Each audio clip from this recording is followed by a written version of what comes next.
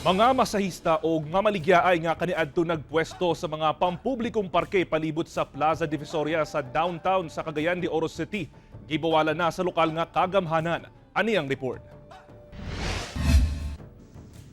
Subay sa pagpatuman sa City Ordinance Number 10551-2007, Article 25, Section 180, hingpit nga gibawal ang mga masahista o mga manindahay sa mga pampublikong parke sa Plaza Divisoria sa Cagayan de Oro City. Subay sa ordinansa, ginadili ang paggamit sa mga parke isip lugar para sa negosyo, paggamit alang sa personal nga butang ug uban pa. Pagpaklaro sab sa LGU, igo lamang nilang gipatuman ang mong ordinansa aron mamintinar ang kahapsay ug kalimpyo sa mong mga parke. Kenumduman nga daan ang nagpasidaan ng LGU sa mga masahista ug mga vendor nga pagabawalan na sila palibot sa Divisoria.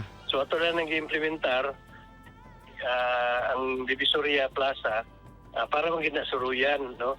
Dili lugar siya maayo nga dunay maghukas-hukas diha. Gabi na gyud supak siya sa ordinansa. Gamiton lugar na for commercial purpose. Ginaplastar sab karon sa LGU ang mga masahista sa usa ka luna sa Barangay 40 aron makapadayon sila sa ilang panginabuhian. Dito sila gibalik sa ilang dandan kaniadto Barangay 40.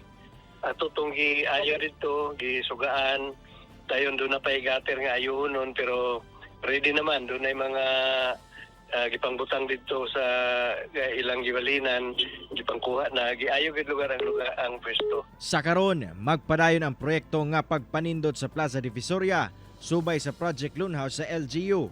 Kinikabayan gyapon sa nagapadayong beautification program sa LGU sa mga atraksyon sa syudad. Kauban si Makoy Simpron sa kamera. Ako si Cyril Chavez para sa At Home with GMA Regional TV.